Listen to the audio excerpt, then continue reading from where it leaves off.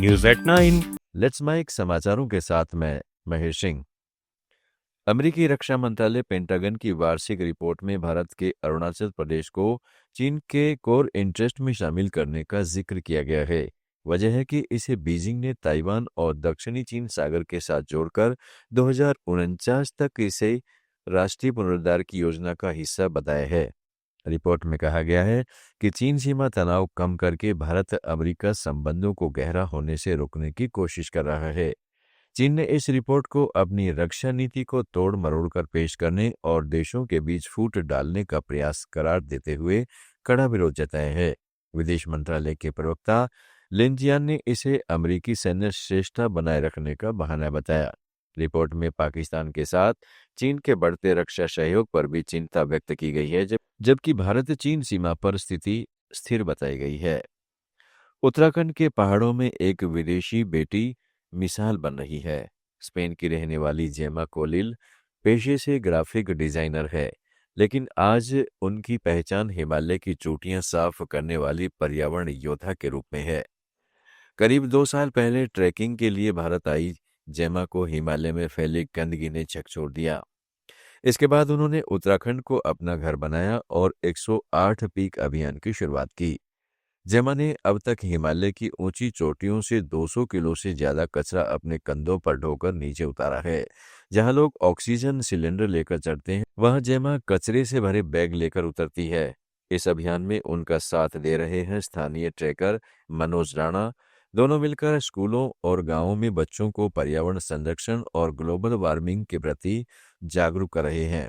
जेमा कहती है, हिमालय अब मेरे लिए सिर्फ एक जगह नहीं बल्कि मेरा घर बन चुका है। That's Mic News at 9। Operation Sindoor में मिली करारी हार का डर पाकिस्तान के सिर से अब तक नहीं उतरा है। भारत की निर्णायक कार्रवाई के बाद पाकिस्तान ने एलओसी के पास अपनी चौकसी बढ़ा दी है। मीडिया रिपोर्ट के मुताबिक पाकिस्तान अधिकृत कश्मीर से सटे इलाकों में एंटी ड्रोन सिस्टम की तैनाती तेज कर दी है। रावलकोट, कोटली और बिम्बर सेक्टर में करीब 30 नए काउंटर ड्रोन सिस्टम लगाए गए हैं। पाकिस्तानी सेना इलेक्ट्रॉनिक और काइनेटिक काउंटर यूएसए सिस्टम का इस्तेमाल कर रही है, जिनके जरिए 10 किलोमीटर की रेंज में ड्रोन का पता लगाने का दावा किया जा रहा है। साथ ही कंधे से दागी जाने वाली एंटी ड्रोन जैमिंग गन भी तैनात की गई है। हालांकि ऑपरेशन सिंदूर के दौरान पाकिस्तान के चीनी एंटी ड्रोन सिस्टम पूरी तरह नाकाम रहे थे और भारत ने मनचाहे ठिकानों पर सटीक हवाई हमले किए। भारत ने साफ कर दिया है कि ऑपरेशन सिंदूर अभी खत्म नहीं हुआ है और पाकिस्तान की ओर से किसी भी कार्रवाई को सीधे एक्ट ऑफ वार माना जाएगा।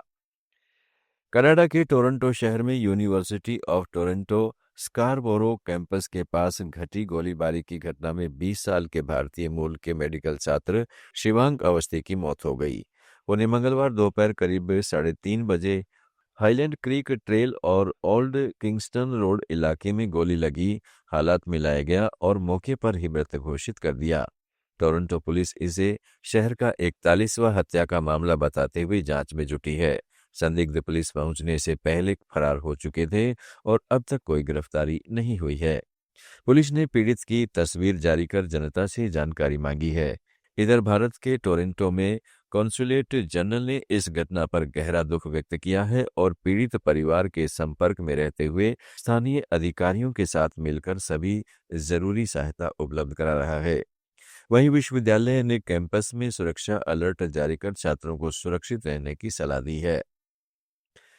जापान के सेंट्रल हिस्से में एक रबर फैक्ट्री के अंदर हुई चाकूबाजी की घटना से हड़कंप मच गया है। शिजुओका प्रांत के मिशिमा शहर स्थित इस फैक्ट्री में शुक्रवार को हुए हमले में कम से कम 14 लोग घायल हो गए हैं। मीडिया रिपोर्ट के मुताबिक हमलावर ने फैक्ट्री के अंदर अचानक चाकू से हमला कर दिया और इसी दौरान एक अज्ञात लिक्विड भी स्प्रे किया। हमले के बाद फैक्ट्री में अफरा तफरी मच गई। इमरजेंसी सर्विस के अधिकारियों ने बताया कि सभी घायलों को तुरंत अस्पताल पहुंचाया गया है, जहां उनका इलाज जारी है। समाचारों में फिलहाल इतना ही। जुड़े रहिएगा लेट्स माइक के साथ।